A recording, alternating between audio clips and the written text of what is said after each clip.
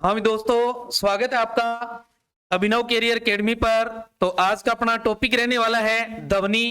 तो आप सब लोगों ने पीछे के जो टॉपिक थे अपने, उनको आपने लगा लिया होगा। अगर ये आपने उनकी क्लास नहीं लगाई है तो आप प्ले लिस्ट में जाके उन क्लास को आप जरूर लगाएं।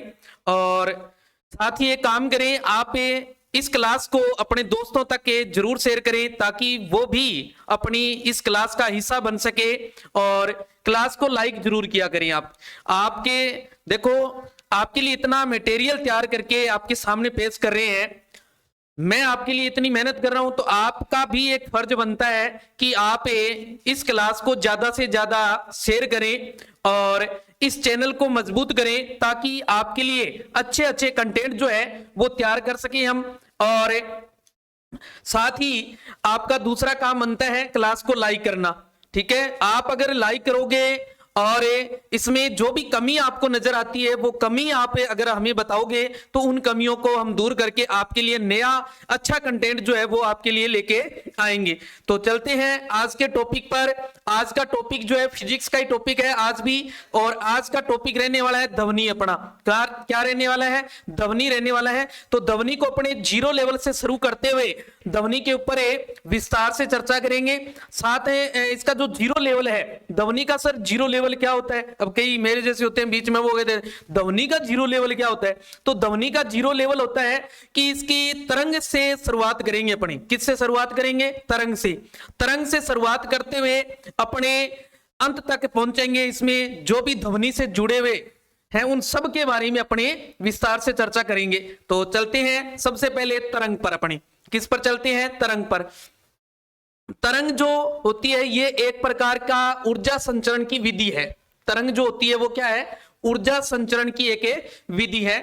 ऊर्जा संचरण का मतलब है यानी कि ऊर्जा का एक स्थान से दूसरे स्थान पर जाना, यानी कि ऊर्जा का एक स्थान से दूसरे स्थान पर जाना ही एक ऊर्जा संचरण है, जिसके अंतर्गत माध्यम के कण अपने स्थान पर बने रहते हैं जबकि जो ऊर्जा होती है वो निरंतर आगे की ओर स्थानांतरित होती है। यानी कि जो माध्यम के कण होती हैं वो तो वहीं रहते हैं, स्थिर रहते हैं, नियत रहते हैं, और जो ऊर्जा होती है वो आगे की ओर एक स्थान से दूसरे स्थान की ओर बढ़ती रहती है।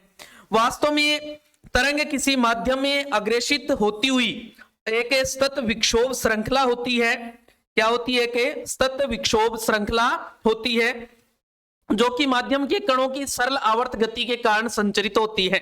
किसके कारण? सरल आवर्त गति के कारण क्या होती है? ये संचरित होती है। ध्यान रखें, किसके कारण? सरल आवर्त गति के कारण। तो यहां गति की बात हो रही है तो अपने बात करते हैं पहले तरंग गति की। किसकी बात करते हैं? तरंग गति की बात करते हैं। किसी कारक द्वारा उत्पन्न किए गए विक्षोभ के आगे बढ़ने की क्रिया को हम क्या कहते हैं? तरंग गति कहते हैं। क्या कहते हैं? तरंग गति कहते हैं। सभी तरंगों की जो चाल होती है वो आवर्ती और तरंग दैर्ध्य के गुणनफल के बराबर होती है। क्या होती है? आवर्ती और तरंग दैर्ध्य के गुणनफल के बराबर होती है। याद रखना है, तरंग की चाल जो है वो बराबर होती है किसके? तरंग दैर्ध्य इंटू में आवर्ती। इंटू में क्या होती है? आवर्ती। याद रखना है आपने। ओके, हाँ जी। ऊर्जा संचरण के आधार पर जो तरंगे हैं वो दो प्रकार की होती है। कितने प्रकार की होती है? दो प्रकार की होती है। यानी कि आपको संचरण के आधार पर देखना है, यानी कि अपने ऊर्जा संचरण की बात कर रहे हैं। ऊर्जा का एक स्थान से दूसरे स्थान पर जा रही है, इसकी बात कर रहे हैं। और इसके आधार पर अगर देखें तो जो तरंग होती है वो दो प्रकार की होती है। एक तो परगामी तरंगे और एक होती है अपरगामी तरंगे। परगामी तरंगे क्या होती है?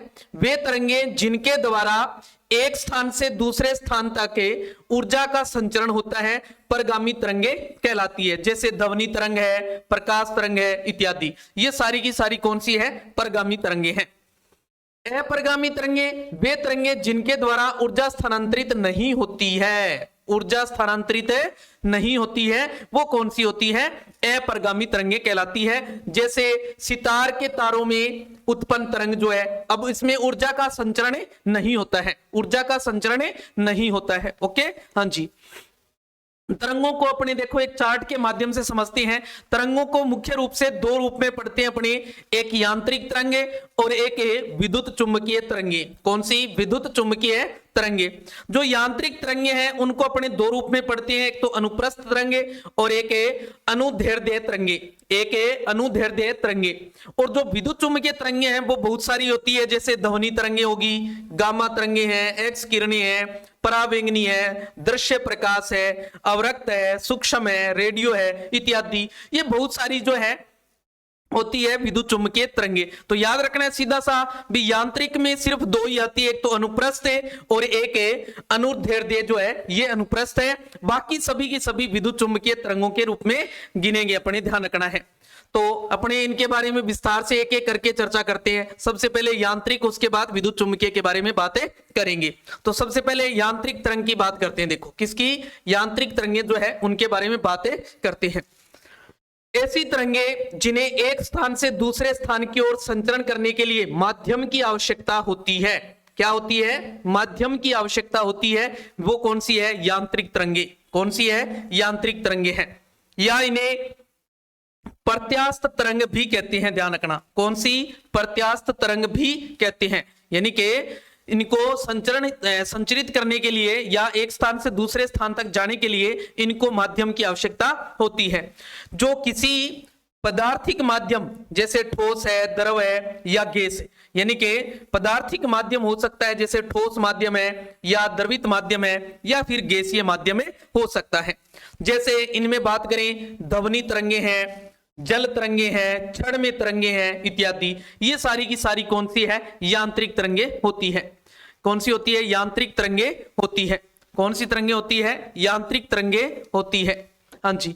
नेक्स्ट है यांत्रिक तरंगे जो है इनको भी हमने दो रूप में देखा, एक अनुप्रस्थ और एक अनुदैर्ध्य तरंगे। ठीक है, तो सबसे पहले अपने बात करते हैं अनुप्रस्थ की। किसकी बात करते हैं? अनुप्रस्थ की बातें करते हैं।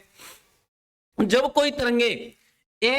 कोई तरंगे माध्यम के कणों के कंपन करने की दिशा के लंबवत में गमन करे, कहां करे? लंबवत दिशा में गमन करे, तो कौन सी होगी? अनुप्रस्थ तरंगे होगी। तो कौन सी होगी? अनुप्रस्थ तरंगे होगी। ध्यान रखना है। अनुप्रस्थ तरंगे केवल उन्हीं माध्यमों में संचरित होती है जिनमें दृढ़ता का गुण पाया जाता है। क्या पाया जाता है? दृढ़ता का गुण पाया जाता है। अर्थात अनुप्रस्थ तरंगे केवल ठोस और द्रवों में ही गति कर सकती है। कौन सा? एक तो द्रवित माध्यम हो या फिर ठोस ये माध्यम में हो। ठीक है, अनुप्रस्थ तरंगों में माध्य स्थिति से ऊपर की ओर अधिकतम जो विस्थापन आता है उसको हम बोलते हैं शृंग। क्या बोलते हैं? शृंग। और माध्य स्थिति से नीचे की ओर जो अधिकतम विस्थापन आता है उसको हम कहते हैं गरत। क्या पढ़ते हैं? गरत पढ़ते हैं। देखो जैसे इस तरीके से कोई तरंग है वो गति कर रही है, जैसे ऐसे देखो ये तरंग है जो गति कर रही है, ये ऊपर की ओर जो विस्थापन आ रहा है ये तो क्या कहलाएगा? इसका शृंग। क्या कहलाएगा? शृंग कहलाएगा। और जो ये नीचे की ओर जो है विस्थापन है ये इसका क्या कहलाएगा? ग्रत कहलाएगा। क्या कहलाएगा? ग्रत। दो कर्मागत शृंगों या फिर दो कर्मागत ग्रतों के मध्य की दूरी जो होती है उसको हम बोलते हैं तरंग की तरंग दैर्ध्य। क्या बोलते हैं? तरंग की तरंग दैर्ध्य बोलते हैं। ध्यान रखना है। ओके, हाँ जी। जैसे ये दे रखा है, देखो ये कोई आपके पास क्या है? कंपन करती हुई एक जो तरंग है वो है, देखो इस तरीके से ये कंपन करती हुई तरंग है। तो मैंने अभी बताया आपको जो ऊपर की ओर जो विस्थापन आता है ये जो विस्थापन है ये क्या कहलाएगा? शृंग कहलाएगा। नीचे की ओर जो विस्थापन आता है अधिकतम वो क्या कहलाएगा? ग्रत कहलाएगा। दो कर्मागत शृंगों के बीच की जो दूरी होती है इसको हम क्या पढ़ते हैं? तरंग दैर्ध्य पढ़ते हैं। क्या पढ़ते हैं? तरंग दैर्ध्य। इसी तरीके से दो कर्मागत ग्रतों के बीच की जो दूरी होती है वो क्या होती है? तरंग दैर्ध्य भी कहलाती है। वो भी क्या कहलाती है? तरंग दैर्ध्य। और ये जो तरंग दैर्ध्य होती है यहाँ पर इसको हम लेमड़ा से लिखते हैं। किससे लिखते हैं? लेमड़ा से पढ़ते हैं। ध्यान रखना है। ओके, हाँ जी।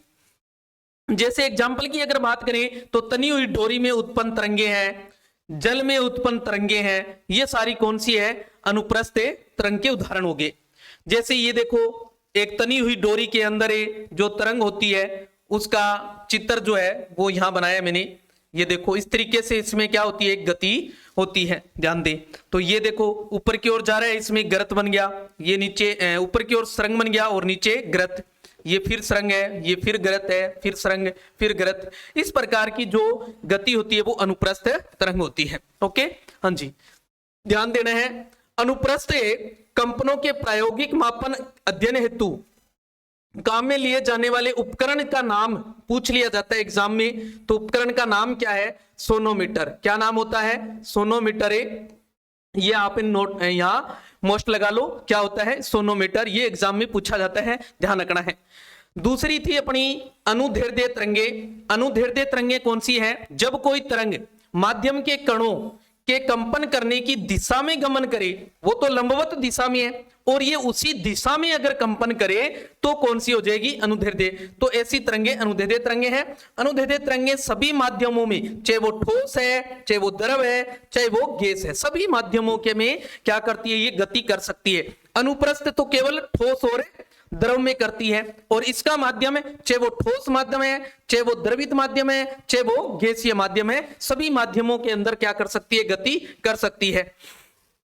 ऐसी तरंगों के अंतर्गत कुछ बिंदुओं पर माध्यम के कण जो होते हैं वो एक दूसरे के बिल्कुल निकट हो जाते हैं, बिल्कुल पास पास आ जाते हैं।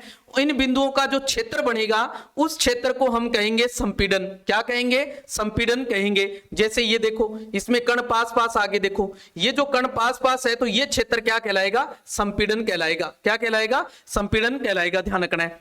तथा कुछ बिंदुओं पर माध्यम के कण बहुत दूर दूर होते हैं, तो इन बिंदुओं का जो क्षेत्र बनेगा वो क्या कहलाएगा? विरलन। जैसे ये देखो, यहां माध्यम के जो कण है वो दूर दूर है, देखो है कि नहीं है? तो ये वाला क्या कहलाएगा? विरलन। क्या कहलाएगा?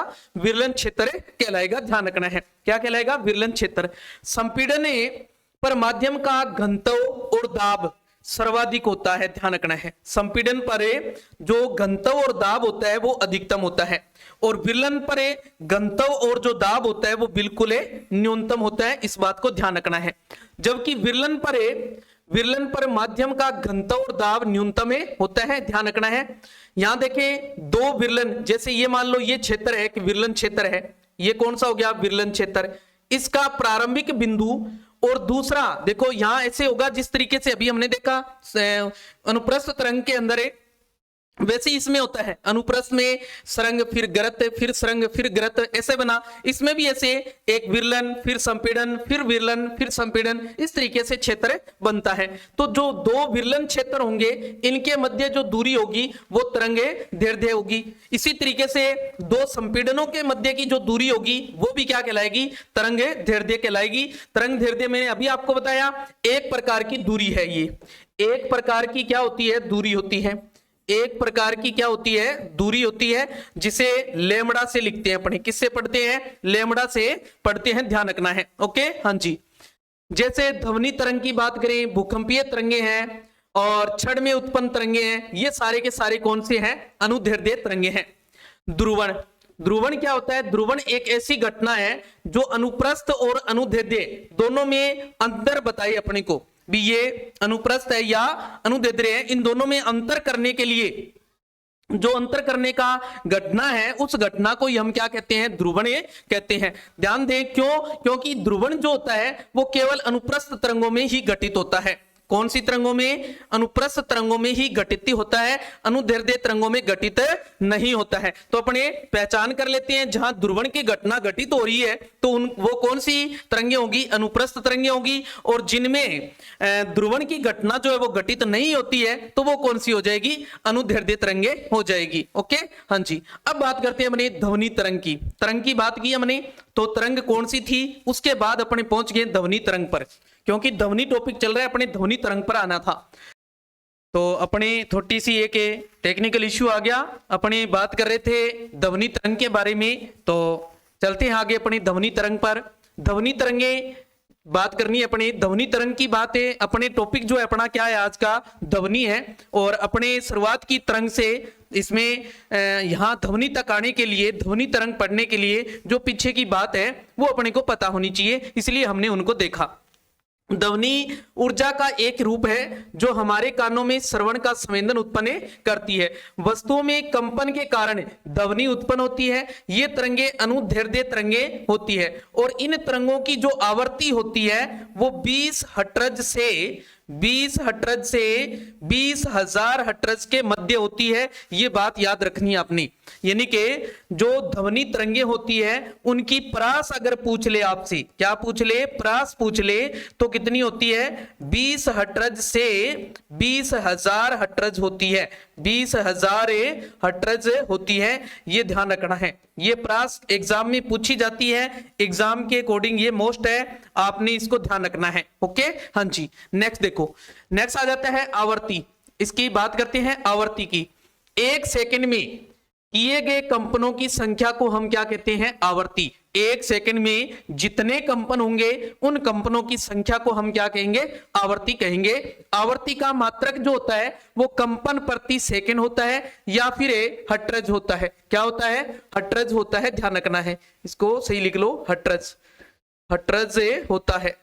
ठीक है, क्या होता है, हर्ट्ज होता है, जिसे HZ से लिखते हैं। ओके, हाँ जी। फिर बात करते हैं आवर्त काल या कंपन काल। एक कंपन करने में लगे समय को आवर्त काल कहते हैं। क्या कहते हैं, आवर्त काल कहते हैं, ध्यान रखना है। एक कंपन करने में जितना समय लगता है उस समय को हम क्या बोलते हैं, आवर्त काल कहते हैं। आवर्त काल और आवर्ती एक दूसरे के क्या होते हैं, व्युत्क्रम होते हैं। ये महत्वपूर्ण बात है, इस बात को आपने याद रखना है। आवर्ती और आवर्त काल जो होते हैं वो एक दूसरे के क्या होते हैं, व्युत्क्रम होता है। और आवर्त काल को हम किससे लिखते हैं, टी से। किससे लिखते हैं, टी से लिखेंगे, ध्यान रखना है। और जो आवर्त काल है ये क्या है, एक प्रकार का समय है, और समय का मात्रक हम क्या पढ़ते हैं, सेकंड। तो आवर्त काल का मात्रक भी क्या हो जाएगा, सेकंड। आवर्त काल का मात्रक भी क्या हो जाएगा, सेकंड हो जाएगा, ध्यान रखना है। तो आवर्त काल बराबर होता है 1/आवर्ती, 1/आवर्ती, ध्यान रखना है। ओके, हाँ जी। ध्वनि का मात्रक, ध्वनि का मात्रक की अगर बात करें तो ध्वनि का मात्रक होता है डेसिबल। क्या होता है, डेसिबल। और ये एक बेल के 10वें भाग के क्या होता है, बराबर होता है। जो डेसिबल है वो बेल के 10वें भाग के क्या होता है, बराबर होता है। अर्थात अपने कह सकते हैं एक बेल में कितने डेसिबल होते हैं, 10 डेसिबल होते हैं, ध्यान रखना है। कितने, 10 डेसिबल। जो बेल है, बेल कहां से आया, ये बात याद रखनी है। बेल जो है वो टेलीफोन का जो आविष्कार किया था, टेलीफोन का जो आविष्कार किया था किस व्यक्ति ने किया था, अलेक्जेंडर ग्राहम बेल ने। किसने किया था, अलेक्जेंडर ग्राहम बेल ने किया था। तो इसको सम्मान देने के लिए, अलेक्जेंडर जी को सम्मान देने के लिए इसके नाम के ऊपर जो इसका मात्रक है ध्वनि का वो रख दिया गया बेल। क्या रख दिया गया, बेल रख दिया गया। और एक बेल जो है वो 10 डेसिबल के बराबर होता है, ये बात ध्यान रखनी है। ध्वनि के लक्षण की अगर बात करें तो ध्वनि के लक्षण जो है वो कई प्रकार के होते हैं, जैसे प्रबलता हो गया, तीव्रता है, तारतव है, गुणता है, ये इसके क्या आ जाते हैं, लक्षण आ जाते हैं। ओके, प्रबलता। सबसे पहले अपने एक एक करके इन सब की बात करते हैं। सबसे पहले प्रबलता की बात करते हैं। प्रबलता ध्वनि के लिए कानों की संवेदनशीलता की माप होती है। क्या होती है, संवेदनशीलता की माप होती है, ये बात ध्यान रखनी है। जब ध्वनि मंद हो तो उसकी प्रबलता भी कम होती है, और जब ध्वनि तीव्र हो तो उसकी प्रबलता भी क्या होती है, अधिक होती है, ध्यान रखना है। जब ध्वनि मंद होगी तो प्रबलता भी कम होगी, अगर ध्वनि तीव्र है तो उसकी प्रबलता भी क्या होगी, अधिक होगी, ध्यान रखना है। ध्वनि की प्रबलता को वैसे मापा नहीं जा सकता है, यानी कि ध्वनि की प्रबलता को मापा नहीं जा सकता है, इस बात का ध्यान रखना है। ओके, हाँ जी। तीव्रता की बात करते हैं। तीव्रता भी एक भौतिक राशि है जो तरंगों द्वारा ऊर्जा के स्थानांतरण की दर को व्यक्त करती है। अर्थात एकांक क्षेत्रफल से 1 सेकंड में गुजरने वाली ध्वनि ऊर्जा को ध्वनि की तीव्रता कहते हैं। क्या कहते हैं, ध्वनि की तीव्रता कहते हैं। तीव्रता का भी व्यवहारिक मात्रक जो होता है वो क्या होता है, डेसिबल होता है। क्या होता है, डेसिबल ही होता है, ध्यान रखना है। ओके, हाँ जी। जैसे साधारण बातचीत की अगर बात करें तो साधारण बातचीत में जो ध्वनि का परास होता है वो कितना होता है, वो 40 से 60 डेसिबल के मध्य होता है। और जो फुसफुसाहट होती है ना, हाँ है ना, ऐसे करते हैं ना, तो वो फुसफुसाहट उसकी जो प्रास है वो कितनी होती है 15 से 20 डेसिबल। कितनी होती है 15 से 20 डेसिबल। ओके हाँ जी। गुस्से में बातचीत, क्या गुस्से में बातचीत क्या कर रहे हो तुम, है ना, ये इस तरीके से वो कौन सी है 70 से 80 डेसिबल। क्या हो जाएगी 70 से 80 डेसिबल। ओके हाँ जी। ट्रक या मोटरसाइकिल जो होते हैं उनकी कितनी होती है 90 से 95। कितनी 90 से 95। प्रेस की 100 से 105। सायरन की 190 से 200 के मध्य। लाउड स्पीकर की 160 से 170 और ऑर्केस्ट्रा की 100 से 110 और मिसाइल की कितनी होती है 180 से 190।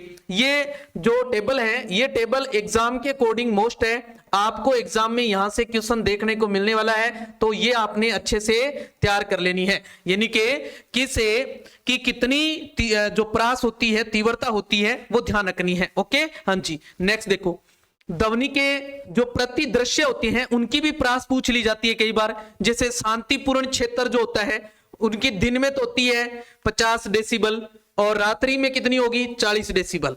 इसी तरीके से जो आवासीय क्षेत्र होते हैं, अब आवासीय क्षेत्र होंगे वहां पर ज्यादा शोर होगा देखो, तो उनकी कितनी होती है दिन में तो 55 और रात्रि में कितनी होती है 45। जो वाणिज्यिक क्षेत्र होंगे वहां भी ज्यादा होगी, देखो वाणिज्यिक में और ज्यादा होगी तो कितनी आ जाएगी 65 दिन में तो, और रात्रि में 55 हो जाएगी।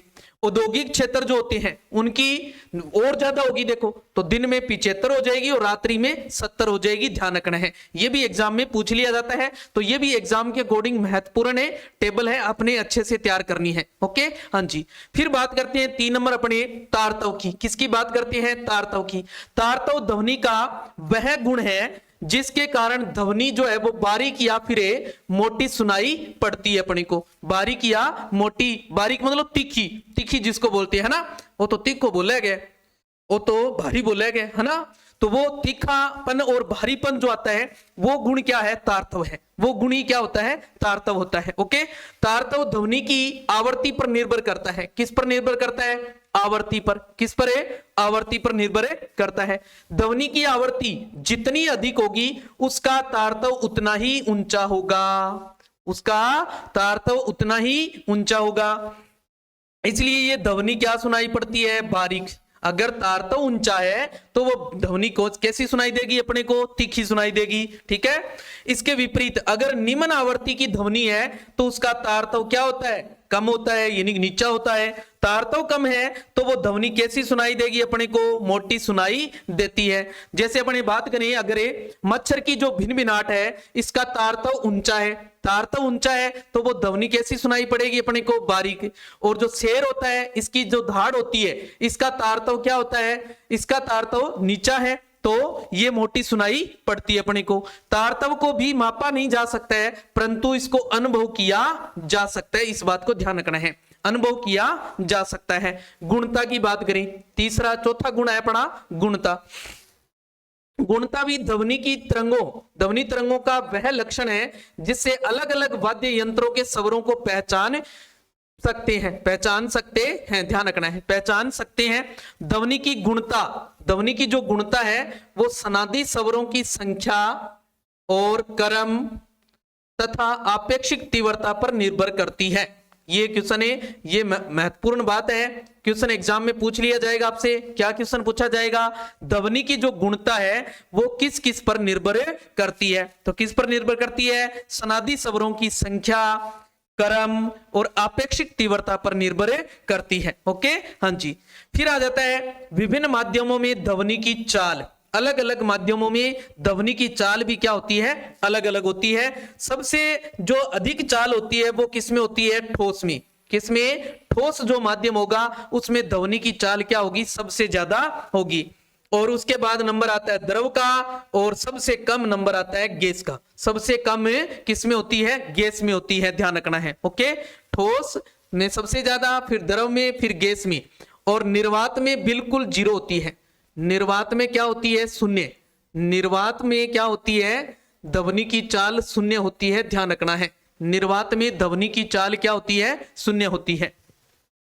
ध्वनि की सर्वाधिक चाल की अगर बात करें तो जो एल्यूमिनियम होता है एल्यूमिनियम में सबसे ज्यादा होती है, एल्यूमिनियम में सबसे ज्यादा होती है, ध्यान रखना है। एल्यूमिनियम के बाद नंबर आता है इस्पात का। किसका नंबर आता है? इस्पात का। और उसके बाद लोहे की बात करते हैं। किसकी? लोहे की। तो लोहे में कितना होता है? 5130 मीटर पर सेकंड के लगभग होता है। और जल में ध्वनि की चाल जो होती है वो कितनी होती है? 1483 मीटर पर सेकंड होती है। वायु में ध्वनि की चाल जो होती है वो होती है 332 मीटर पर सेकंड। 332 मीटर पर सेकंड होती है, ध्यान रखना है। ये भी एग्जाम के अकॉर्डिंग महत्वपूर्ण है। 0 डिग्री सेंटीग्रेड ताप पर ध्वनि की जो चाल होती है वो क्या होती है? सिर्फ 260 मीटर पर सेकंड होती है, ध्यान रखना है। ध्वनि की जो चाल होती है ये एक तो माध्यम के घनत्व पर निर्भर करती है और एक उसकी प्रत्यास्थता पर निर्भर करती है। एक तो घनत्व पर निर्भर करती है और एक किस पर निर्भर करती है? प्रत्यास्थता पर निर्भर करती है। जब ध्वनि एक माध्यम से दूसरे माध्यम में प्रवेश करती है तो आवृत्ति में कोई परिवर्तन नहीं होता है, कोई परिवर्तन नहीं होगा। जबकि उसकी तरंग दैर्ध्य और चाल है, इन दोनों में परिवर्तन हो जाता है। चाल भी बदल जाती है और तरंग दैर्ध्य है ये भी बदल जाता है। किसी माध्यम का ताप बढ़ाएं अगर तो ध्वनि की चाल भी बढ़ जाती है। अगर ताप बढ़ाएंगे तो ध्वनि की चाल भी बढ़ेगी। और अगर दाब बढ़ाएंगे, अगर क्या बढ़ा दें? दाब बढ़ा दें तो चाल में कोई परिवर्तन नहीं होगा, अपरिवर्तित रहेगी, ध्यान रखना है। अगर अपने क्या बढ़ाएं? ताप बढ़ाएं तो ध्वनि की चाल है वो क्या हो जाएगी? बढ़ जाएगी। अगर अपने दाब बढ़ाएं तो उसमें कोई परिवर्तन नहीं होगा, इस बात को ध्यान रखना है। 0 डिग्री सेंटीग्रेड पर अलग अलग माध्यमों की जो माध्यमों में ध्वनि की जो चाल है वो ध्यान रखनी है आपने। ये भी महत्वपूर्ण बात है, इसमें से भी एग्जाम में प्रश्न पूछ लिया जाता है, तो ध्यान रखना है। लोहे की कितनी होती है 0 डिग्री पर? 5950 मीटर पर सेकेंड होती है। 0 डिग्री पर बात हो रही है ये। और एल्यूमिनियम की 6420 मीटर पर सेकंड है। कांच की 3980 मीटर पर सेकंड है। ये जो तीन देखे हमने ये ठोस माध्यम हो गए। कौन से हो गए? ठोस माध्यम हो गए। अब अपने द्रवित माध्यम के में अगर बात करें तो समुद्री जल है जैसे, तो इसकी कितनी होती है? 1533 मीटर पर सेकंड। जल की बात करें तो 1402 मीटर पर सेकंड है। कब है? 0 डिग्री पर है। किसकी बात कर रहे हैं? 0 डिग्री पर बात कर रहे हैं अपनी। पारा जो होता है 1450 मीटर पर सेकंड है। एल्कोहल की बात करें 1144 मीटर पर सेकंड। हाइड्रोजन 1286 मीटर पर सेकंड। ये द्रवित की बात हो रही है यहाँ, हाइड्रोजन यहाँ द्रवित हाइड्रोजन की बात हो रही है यहाँ, ठीक है। गैसीय माध्यम में अगर बात करें तो कार्बन डाइऑक्साइड यानी CO2 जो है, इस CO2 की कितनी होती है? 260 मीटर पर सेकंड होती है।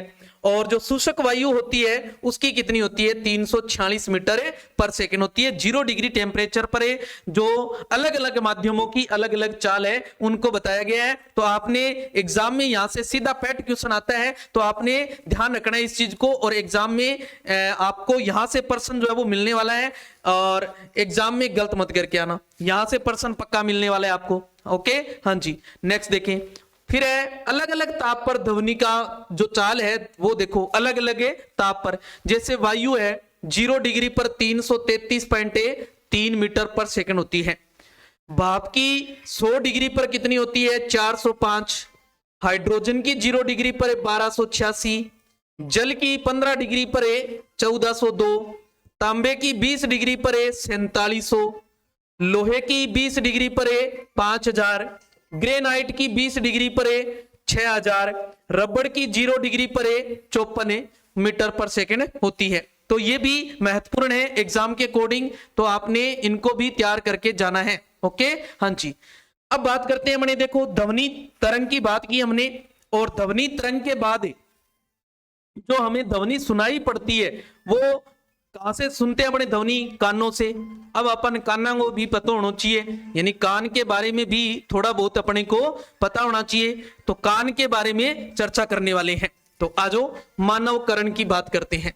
हाँ जी, मनुष्य के कान के बाहरी भाग की जो आवृत्ति होती है वो कीपनुमा होती है। कैसी होती है?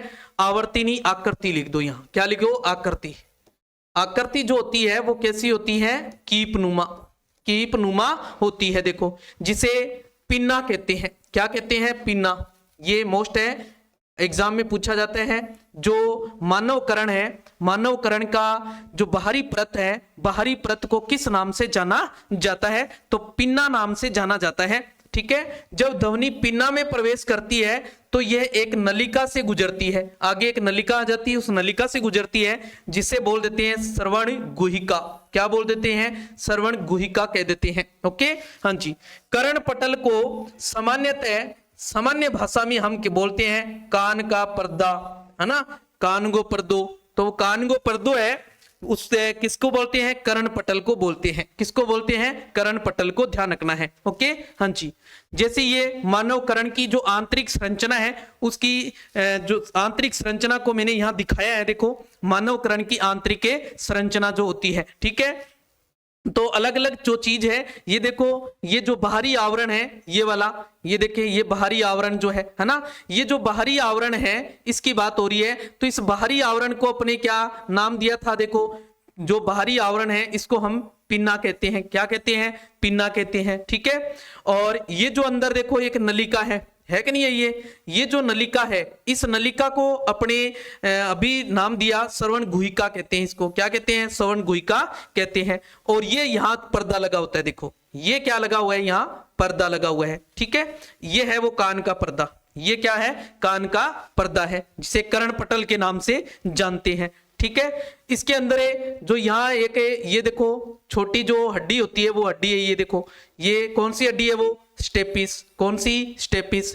और इसका जो बाहर का जो आवरण होता है, उसको अपने बोल देते हैं अंडाकार खिड़की। क्या बोल देते हैं? अंडाकार खिड़की कह देते हैं। ठीक है, और जो ये अंदर की और ये वाली जो भाग है, इस भाग को अपने कह देते हैं यूस्टेशियन ट्यूब। यूस्टेशियन ट्यूब बोल देते हैं। ओके, हाँ जी।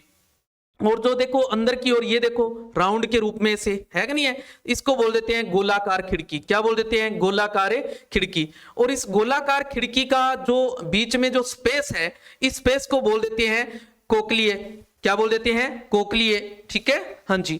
और जो इसके ऊपर की ओर एक तंत्रिका लगी होती है इस तरीके से, ये जो तंत्रिका है, इस तंत्रिका को बोल देते हैं अपनी श्रवण तंत्रिका। क्या बोल देते हैं? श्रवण तंत्रिका। ओके, और इस श्रवण तंत्रिका का जो बाहरी आवरण है, इसको अपने बोल देते हैं वेस्टिबुलर तंत्रिका। क्या बोल देते हैं? वेस्टिबुलर तंत्रिका। ओके, हाँ जी। ये देखो अलग अलग यहाँ नलिकाएं दिख रही है आपको, अलग अलग नलिकाएं जो दिख रही है आपको, ये देखें, है ना, अलग अलग नलिकाएं दिखाई दे रही है। ये वाली, ये जो नलिकाएं हैं, इनको बोल देते हैं अर्धवर्ताकार नलिकाएं। कौन सी? अर्धवर्ताकार नलिकाएं बोल देते हैं। और इसे जो यहाँ अपने स्टेपिस पड़ा, इस स्टेपिस के ऊपर की तरफ यहाँ जो साइड है, इस साइड को अपने बोल देते हैं इंकस। क्या बोल देते हैं? इंकस। और इधर वाली जो साइड होती है, इस साइड को अपने बोल देते हैं क्या? मेलियस। क्या बोल देते हैं? मेलियस। तो ये इसके जो आंतरिक संरचना है कान की, उसके बारे में दिखाया मैंने। तो ये आपने अच्छे से देख लेना है किसको क्या बोलते हैं। ओके, नाम अच्छे से ध्यान रखने हैं। ध्वनि के कंपन कर्ण पटल को कंपित करते हैं। कर्ण पटल कंपनों को अंतःकरण तक भेज देता है, और यहां से श्रवण तंत्रिका द्वारा संकेतों को मस्तिष्क की ओर भेज दिया जाता है, और मस्तिष्क जो है उसके ऊपर मनन करता है, जिससे वो बताता है कि कोई ध्वनि है, वो इस प्रकार की ध्वनि आई है, जिसे अपने कह देते हैं कि हमें सुनाई दे रहा है। ध्वनि तरंगों का जो आवर्ती प्रास होता है, आवर्ती प्रास के आधार पर वर्गीकरण देखो। आवर्ती प्रास के आधार पर ध्वनि तरंगों को हम सर्वे तरंगे, अपसर्वे तरंगे और प्रासर्वे तरंगों के नाम से जानते हैं। देखो, प्रास के आधार पर, किसके आधार पर है? प्रास के आधार पर। सर्वे तरंगे कौन सी है? देखो, वे ध्वनि तरंगे जिन्हें हमारे कान नहीं सुन सकते हैं, सर्वे तरंगे कहलाती है, सुनने योग्य है जो, है ना। इन तरंगों की जो आवृत्ति होती है वो 20 हर्ट्ज से 20,000 हर्ट्ज के मध्य होती है। ध्यान रखना है, कितनी? 20 हर्ट्ज से 20,000 हर्ट्ज के मध्य होती है। जैसे वायलिन से उत्पन्न ध्वनि तरंगे होती है, उनको अपने सुन सकते हैं। देखो, अपसर्वे या फिर इंफ्रासोनिक के नाम से भी जानते हैं। एग्जाम में ये नाम भी दे दिया जाता है कई बार, तो ध्यान रखना है आपने, इंफ्रासोनिक। इन तरंगों की जो आवृत्ति होती है वो 20 हर्ट्ज से कम होती है। क्या होती है? 20 हर्ट्ज से कम होती है। ठीक है, इसलिए इन तरंगों को हमारे कान द्वारा नहीं सुना जा सकता है, यानी कि अपने नहीं सुन सकते हैं। जैसे भूकंपीय तरंगे होती है, कौन सी? भूकंपीय तरंगे हैं, हमारे कान उनको नहीं सुन सकते हैं। इसके बाद है पराश्रव्य या फिर पराध्वनि, जिसको अल्ट्रासोनिक भी बोलते हैं, अल्ट्रासोनिक भी बोलते हैं। ये इनकी जो आवृत्ति होती है वो कितनी होती है? 20,000 हर्ट्ज से अधिक होती है। क्या होती है? 20,000 हर्ट्ज से अधिक होती है। जो पराश्रव्य तरंगों को मनुष्य नहीं सुन सकता है, इन्हें कुत्ता है, बिल्ली है, चमगादड़ है, डॉल्फिन है, ये जो जानवर होते हैं, ये जानवर इस ध्वनि को सुन लेते हैं। फिर यहां से महत्वपूर्ण बात है, देखो यहां से एग्जाम में प्रश्न किया जाता है, यानी कि पराश्रव्य या पराध्वनि तरंगों के उपयोग जो है, उपयोग से प्रश्न लिया जाता है एग्जाम में। तो ध्यान रखना है कहां कहां इसका उपयोग होता है। पराश्रव्य ध्वनि का प्रयोग रोगों के निदान के लिए प्रयुक्त जो अल्ट्रासोनोग्राफी करवाते हैं, अपनी क्या करवाते हैं? अल्ट्रासोनोग्राफी करवाते हैं, करने में किया जाता है। इसे साधारण बोलचाल भाषा में अपने क्या बोल देते हैं? सोनोग्राफी कह देते हैं। क्या बोल देते हैं? सोनोग्राफी भी कह देते हैं।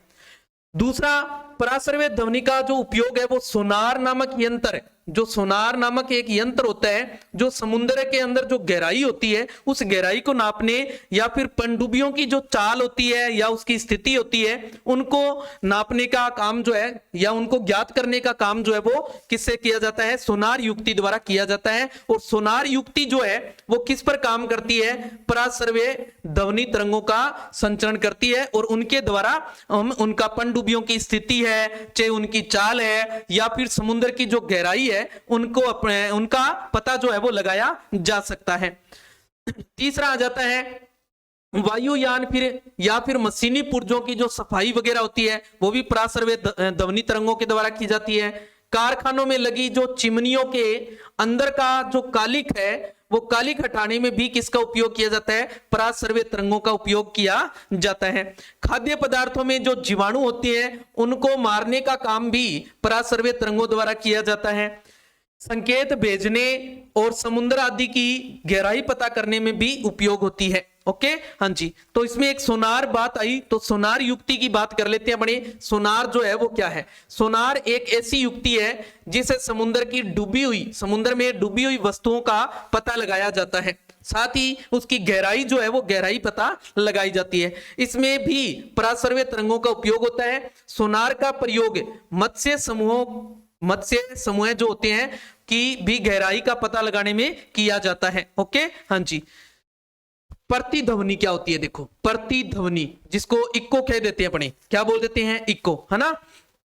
जब ध्वनि तरंगे दूर स्थित किसी पहाड़ या फिर टावर से टकराकर वापस सुनाई दे तो उसको हम बोल देते हैं प्रतिध्वनि, है ना। क्या बोल देते हैं? प्रतिध्वनि। जैसे पहाड़ है ना, या फिर बड़ा होल जो होता है, अपने उसमें जाते हैं तो आवाज जो अपने जो वर्ड बोलेंगे वो वर्ड अपने को कुछ समय बाद दोबारा सुनाई पड़ता है, उस ध्वनि को बोलते हैं प्रतिध्वनि। क्या बोलते हैं? प्रतिध्वनि। ठीक है। इसको सुनने के लिए जो स्रोत होता है, जो श्रोता है, उस श्रोता की उससे दूरी जो है वो कितनी होनी चाहिए? कम से कम 17 मीटर की दूरी होनी चाहिए। कितनी होनी चाहिए? 17 मीटर की दूरी होनी चाहिए, तभी वो ध्वनि जो है अपने को सही सुनाई देती है। यह प्रतिध्वनि दिन के अपेक्षा रात को अधिक दूर तक सुनाई देती है और इसका कारण होता है अपवर्तन। क्या कारण होता है? अपवर्तन होता है। ओके। कान पर प्रतिध्वनि का प्रभाव सेकंड के 10वें भाग तक रहता है। कितनी देर तक रहता है? 10वें भाग तक रहता है। यह बात ध्यान रखनी है। अनुरणन क्या होता है? देखो अनुरणन किसी बड़े होल में उत्पन्न होने वाली ध्वनि दीवारों से बार बार परावर्तन के कारण काफी समय तक बनी रहती है, और बार बार परावर्तन जिसके कारण ध्वनि का स्थायित्व होता है, जिसे हम कह देते हैं अनुरणन। क्या बोल देते हैं? अनुरणन। यानी कि जैसे अभी प्रतिध्वनि की बात की अपने, किसकी बात की? प्रतिध्वनि की बात की। तो प्रतिध्वनि से ये जुड़ा हुआ अनुरणन है। देखो क्या होता है, जैसे बड़ा होल है और उस बड़े होल में अगर अपने कोई भी वर्ड बोलेंगे और वर्ड बोलेंगे तो वो ध्वनि जो होती है वो अपने को बार बार सुनाई देती है। जैसे मान लो किसी ने बोला हेलो, तो वो दोबारा अपने को वापस क्या सुनाई देगा? 2 या 3 बार सुनाई पड़ता है, हेलो हेलो हेलो, है ना। तो इस तरीके से जो बार बार 2 या 2 से अधिक बार सुनाई दे तो उस घटना को कहते हैं अपने अनुरणन। क्या बोल देते हैं? अनुरणन। और ये किसी बड़े होल में घटित होती है। देखो कहां होती है? बड़े होल में घटित होती है। और घटित होने का कारण क्या है कि वो जो ध्वनि होती है वो जो दीवार होती है उस दीवार से बार बार टकराती है, और टकराने के कारण बार बार उसका क्या होता है? परावर्तन होता है। इस कारण वो बार बार सुनाई पड़ती है। मेघ संख्या अगर निकालनी हो तो वस्तु की चाल में ध्वनि की चाल का भाग लगा देंगे तो मेघ संख्या निकाले सकते हैं। उसके बाद बात करते हैं, देखो अभी तक हमने बात की किसकी, यांत्रिक तरंगों की बात की। अब बात करते हैं विद्युत चुंबकीय तरंगे या फिर अप्रत्यास्थ तरंगे कौन सी होती है। विद्युत चुंबकीय तरंगे या फिर अप्रत्यास्थ तरंगे कौन सी है। देखो हमने जो यांत्रिक तरंग थी उसको प्रत्यास्थ तरंग के नाम से भी जाना था, भी इनको प्रत्यास्थ तरंग बोलते हैं। तो विद्युत चुंबकीय कौन सी हो जाएगी, फिर अप्रत्यास्थ हो जाएगी। क्या हो जाएगी, अप्रत्यास्थ। ऐसी तरंगे जिन्हें संचरण के लिए माध्यम की आवश्यकता नहीं हो, उसको तो माध्यम की आवश्यकता थी, देखो इसको माध्यम की आवश्यकता नहीं होती है। ऐसी तरंगे क्या कहलाती है, विद्युत चुंबकीय तरंगे कहलाती है, जो निर्वात में भी संचरण कर सकती है, निर्वात में भी संचरण कर सकती है। जैसे प्रकाश तरंगे हैं, एक्स किरणें हैं, गामा किरणें हैं, उष्मा तरंगे हैं, रेडियो तरंगे हैं इत्यादि। ये सारी की सारी कौन सी है, ये विद्युत चुंबकीय तरंगे कहलाती है। इनको संचरित होने के लिए माध्यम की आवश्यकता नहीं होती है, ये ध्यान रखना है। ये तरंगे सदैव अनुप्रस्थी होती है। कौन सी होती है, अनुप्रस्थी ही होती है। इन तरंगों के संचरण के लिए किसी माध्यम की आवश्यकता नहीं होती है। ये तरंगे निर्वात में भी गमन कर सकती है। सभी विद्युत चुंबकीय तरंगे एक समान चाल से चलती है। क्या चलती है, एक समान चाल से चलती है। इन तरंगों की चाल जो होती है वो प्रकाश की चाल के बराबर होती है, ये बात भी ध्यान रखना है। विद्युत चुंबकीय तरंगों की जो चाल है वो प्रकाश की चाल के बराबर होती है। और प्रकाश की चाल हमने कितनी पढ़ी थी, 3 × 10⁸ मीटर पर सेकेंड। कितनी होती है प्रकाश की चाल, 3 × 10⁸ मीटर पर सेकेंड होती है। तो एग्जाम में अगर प्रश्न आ जाए कि विद्युत चुंबकीय तरंगों की चाल कितनी है, तो कितनी होगी, 3 × 10⁸ मीटर पर सेकेंड होगी। इन तरंगों का जो तरंग दैर्ध्य है वो कितना होता है, 10⁻⁻14 मीटर से लेकर 10⁴ मीटर तक होता है। तो इसका परास है, परास पूछा जा सकता है आपसे। जो विद्युत चुंबकीय तरंगे होती है इनका परास कितना होता है, तो परास कितना होता है, 10⁻14 से 10⁴ मीटर तक होता है। ओके, और ये सभी तरंगे फोटोन से बनी होती है। देखो किससे बनी होती है, फोटोन से। किससे, फोटोन से बनी होती है। विद्युत चुंबकीय तरंगों के गुण क्या है, और इसके अलावा और गुण क्या है, अभी हमने कुछ गुण तो देखे, इसके अलावा और गुण क्या है। ये सारी की सारी तरंगे जो है वो कैसी होती है, अनुप्रस्थ होती है, पहला गुण।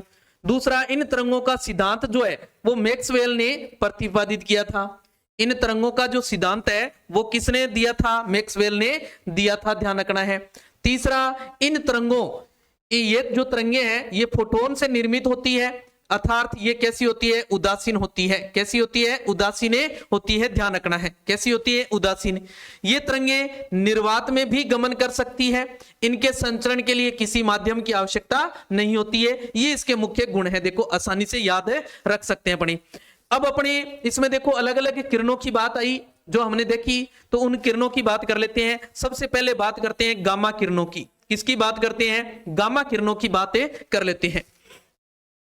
ये तरंगे परमाणुओं के नाभिक के विखंडन से या फिर रेडियो एक्टिव पदार्थों के उत्सर्जित होती है। क्या होती है, जो परमाणु होते हैं, जो बाहरी परमाणु होते हैं, उनके जो नाभिक होते हैं उन नाभिकों को तोड़ा जाता है। और तोड़ने से जो, या फिर जो रेडियो एक्टिव पदार्थ है, रेडियो एक्टिव पदार्थ भी भारी तत्व जो है ना, उन पदार्थों से तोड़ने से उत्सर्जित जो होने वाली किरणें होती है उनको बोल देते हैं अपने गामा किरण। क्या बोल देते हैं, गामा किरण। इन्हें बेकुरेल किरणें भी कहा जाता है। कौन सी, बेकुरेल किरणें भी कहा जाता है, ये बात भी याद रखनी है। इनकी चाल प्रकाश की चाल के बराबर होती है और गामा किरणों की ऊर्जा अत्यधिक होने के कारण इनकी भेदनशीलता भी सबसे ज्यादा होती है। ये मोस्ट बात है, देखो गामा किरणों की भेदन क्षमता भी क्या होती है, सबसे ज्यादा होती है। और सबसे ज्यादा क्यों होती है, क्योंकि गामा किरणों के अंदर जो ऊर्जा होती है वो ज्यादा होती है, और ऊर्जा ज्यादा होने के कारण इनकी भेदनशीलता है वो भी सबसे ज्यादा होती है। ओके, गामा किरणों के घातक प्रभाव से बचने के लिए लेड धातु की मोटी चादरों का उपयोग किया जाता है। ध्यान रखना है, गामा किरणों से, जो गामा किरणों का जो प्रभाव होता है उस प्रभाव से बचने के लिए किसका प्रयोग किया जाता है, तो ध्यान रखना है, लेड धातु की मोटी चादरें बना ली जाती है। ठीक है, इनका उपयोग जो होता है वो कैंसर रोगियों के निदान में और उपचार या फिर उन कोशिकाओं को मारकर उन कोशिकाओं को मारकर कैंसर या फिर अन्य बीमारियों के इलाज के लिए किया जा सकता है या फिर उन्हें समाप्त करने की आवश्यकता होती है। यानी कि जिन्हें जो छोटी छोटी जो कोशिकाएं बन जाती है ना, जो रोग के अंदर जैसे कैंसर वगैरह है ना, उनमें जो ट्यूमर बन जाते हैं, उन ट्यूमर को तोड़कर उसको समाप्त करने की जो प्रक्रिया है वो किसके द्वारा की जाती है, वो गामा किरणों द्वारा की जाती है। फिर बात करते हैं एक्स किरणों की। किसकी बात करते हैं? एक्स किरणों की। विद्युत चुंबकीय तरंगों के वर्णक्रम के इस भाग की खोज जो है वो सबसे पहले 1895 में जर्मनी के वैज्ञानिक थे विल्हेम रोंटगन ने की थी। किसने की थी? रोंटगन ने की थी।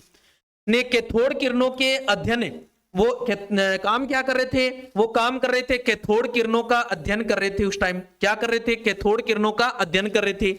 एक्स किरणें परमाणुओं में अंतर इलेक्ट्रॉनों के एक कक्ष से दूसरे कक्ष में अतिक्रमण से या फिर इलेक्ट्रॉन के त्वरित वेग से गति करने से उत्पन्न होती है। इनका उत्सर्जन जो होता है वो फोटोन के रूप में भी होता है। इनका उत्सर्जन भी किस रूप में होता है? फोटोन के रूप में।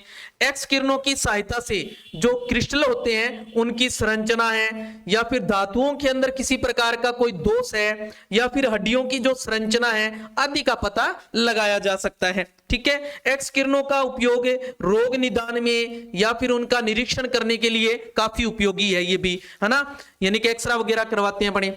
इनका उपयोग रेडियोग्राफी में हड्डियों की स्थिति ज्ञात करने में भी किया जाता है। इसके साथ साथ अन्य रोगों के निदान में भी इसका प्रयोग जो है वो किया जाता है। अरे जिक्का ने एक्सरा बोला, आपा क्या बोला? एक्सरा। वो एक्स किरणें ही है। वो क्या है? एक्स किरणें है। ओके, हाँ जी। उसके बाद बात करते हैं पराबैंगनी किरणें। कौन सी? पराबैंगनी किरणें। अल्ट्रावायलेट, जिसे जो सूर्य से आने वाली जहरीली किरणें होती है उनकी तरह भी कुछ किरणें हैं, उन किरणों की बात कर रहे हैं। ठीक है ना। पराबैंगनी किरणों की खोज जो है वो किसने की थी? रिटर ने की थी। पहली बात तो किसने? रिटर ने की थी। पराबैंगनी तरंगे विद्युत स्फुलिंग में अणु और परमाणुओं द्वारा उत्पन्न होती है। किसमें? विद्युत जो स्फुलिंग होता है उसमें अणु और परमाणुओं द्वारा क्या होती है? उत्पन्न होती है। सूर्य से भी पराबैंगनी तरंगों का बहुत शक्तिशाली स्रोत है। सूर्य से भी क्या निकलती है? पराबैंगनी किरणें निकलती है। सूर्य से उत्सर्जित पराबैंगनी तरंगे जो होती है वो पृथ्वी के ऊपरी मंडल में उपस्थित अणुओं को आयनित कर देती है। क्या कर देती है? आयनित। और आयन मंडल का निर्माण कर लेती है। वहां किसका निर्माण कर देती है? आयन मंडल का निर्माण कर देती है। इसके बारे में भी अपने पीछे देखा था विस्तार से। ठीक है ना। पराबैंगनी किरणों में प्रतिपादित गुण होता है, प्रतिदीप्ति का गुण पाया जाता है। क्या पाया जाता है? प्रतिदीप्ति का गुण पाया जाता है, जिसके कारण हम क्या कर सकते हैं? प्रतिदीप्ति के गुण के कारण जो मिलावट वगैरह होती है या दूसरे के हस्ताक्षर है या फिर लिखावट है, इन चीजों को पहचानने की जो प्रक्रिया है वो किसके द्वारा की जाती है? पराबैंगनी किरणों द्वारा की जाती है। इन्हीं विकिरणों के द्वारा पौधों में विटामिन डी जो है, विटामिन पौधों के अंदर क्या पाया जाता है? Vitamin D. तो विटामिन डी होता है वो किससे मिलता है? पराबैंगनी किरणों द्वारा मिलता है। ध्यान रखना है। दृश्य किरणें कौन सी आ गई? दृश्य किरणें। दृश्य किरणों की बात करते हैं। इन किरणों का साधारण आंखों से देख सकते हैं अपने। एक तो क्या कर सकते हैं? आंखों से देख सकते हैं। इसलिए इन तरंगों को दृश्य तरंगे या फिर प्रकाश तरंगे भी कहा जाता है। इसीलिए इनका नाम पड़ा दृश्य तरंगे। क्या नाम पड़ा? दृश्य तरंगे। यानी कि इनको अपने देख सकते हैं। ओके।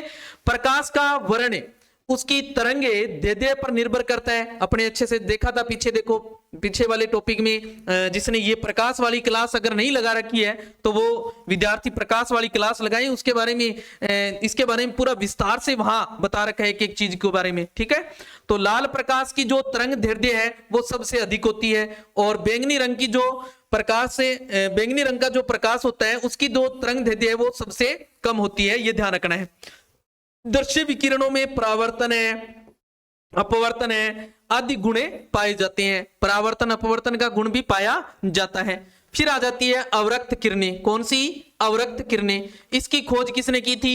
विलियम हर्शेल ने की थी। किसने की थी? विलियम हर्शेल जी ने की थी। अवरक्त तरंगों को अणुओं और गर्म पदार्थों द्वारा, किसके द्वारा? तरंगों को अणुओं और गर्म पदार्थों द्वारा उत्पन्न किया जा सकता है। ठीक है।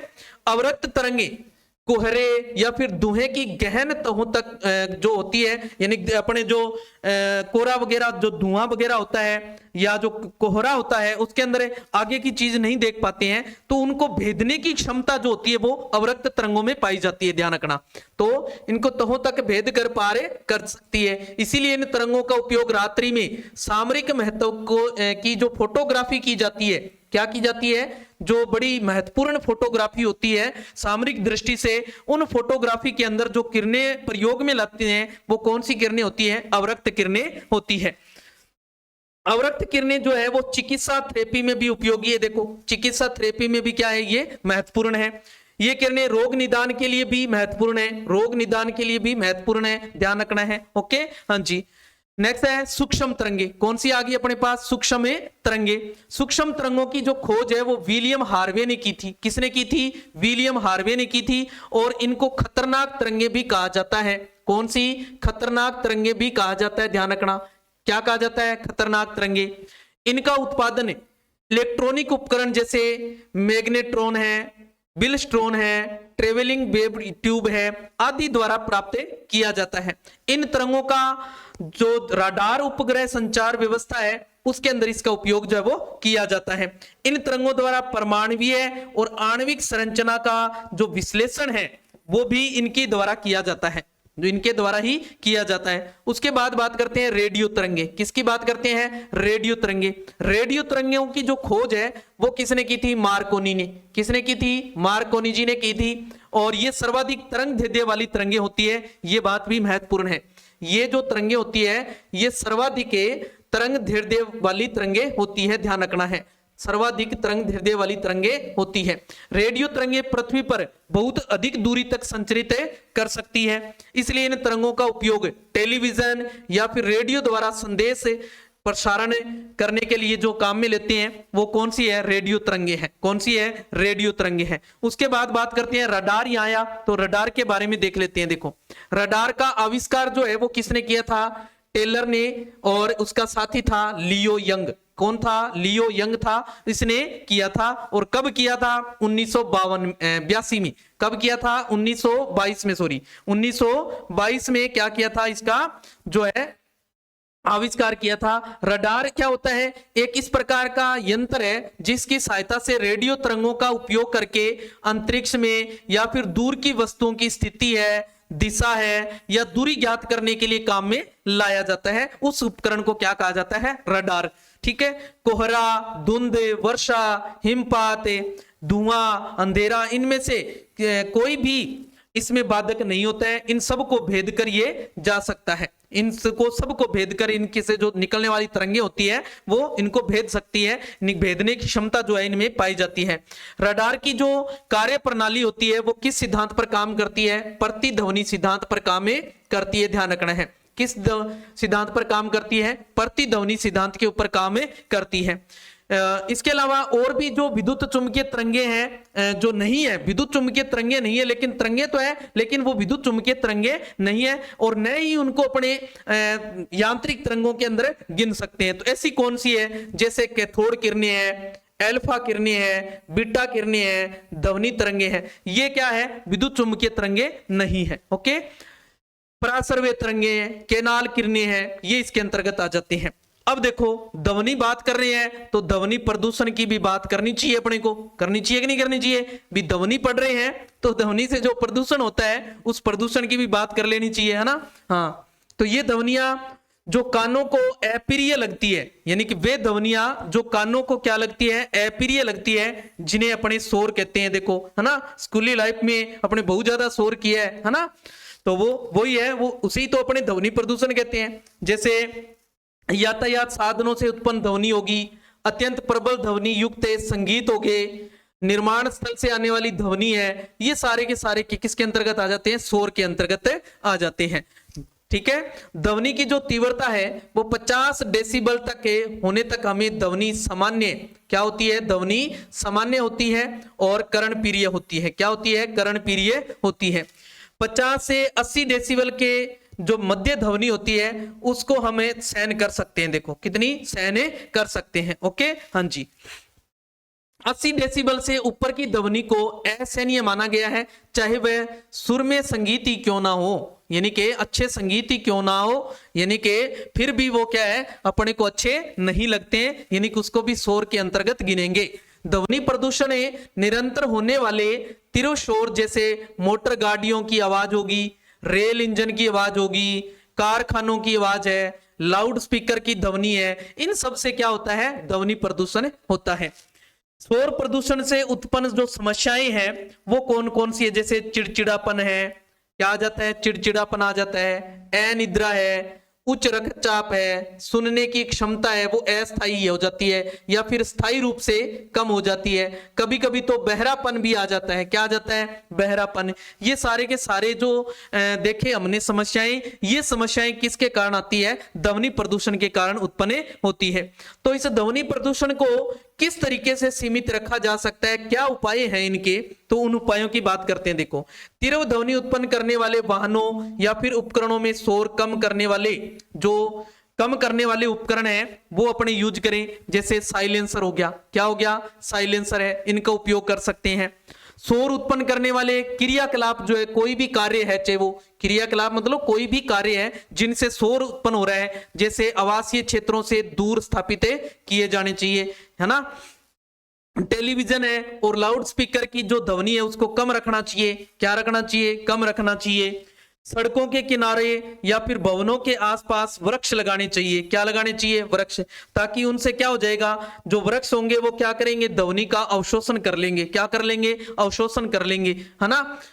ऊर्जा के विभिन्न रूप हैं, जैसे यांत्रिक ऊर्जा है, विद्युत ऊर्जा है, उष्मा ऊर्जा है, प्रकाश ऊर्जा है, नाभिकीय ऊर्जा है। ऊर्जा का एक रूप है उसी के अंतर्गत है ध्वनि ऊर्जा, क्या है, ध्वनि ऊर्जा। तो इनके बारे में हमने अच्छे से देखा है पीछे ध्वनि ऊर्जा के बारे में। तो ये था अपना आज का टॉपिक ध्वनि। तो इस क्लास को अगर आपने अपने साथियों तक नहीं पहुंचाया है तो आप प्लीज उन दोस्तों तक जरूर पहुंचाएं जो इस क्लास का हिस्सा अभी तक नहीं बने हैं। तो कल मिलते हैं इसके एग्जाम में किस तरीके से प्रश्न जो है ध्वनि से पूछे जाते हैं, और पीछे के एग्जाम में पूछे हुए प्रश्न हैं उनके ऊपर भी चर्चा करेंगे, और उनसे जुड़े हुए जो महत्वपूर्ण प्रश्न बनते हैं आने वाली एग्जाम के अंदर आपको देखने को मिलेंगे। मैं आपसे दावा करता हूं कि आपको जो मैं कल प्रश्न देने वाला हूं उन्हीं में से प्रश्न मिलने वाला है, उससे बाहर कुछ नहीं है, आपको वहीं से ही प्रश्न मिलने वाला है, उससे बाहर कुछ नहीं है। तो आप का काम क्या है, आपने इस क्लास को ज्यादा से ज्यादा अपने दोस्तों तक शेयर करना है ताकि वो लोग भी इस क्लास का हिस्सा बन सके और उन तक भी वो प्रश्न जो है कल वाले वो पहुंच सके, ताकि उनका भी क्वेश्चन जो है वो गलत ना हो। तो मिलते हैं कल उन प्रश्नों के साथ, तब तक के लिए जय हिंद, जय भारत।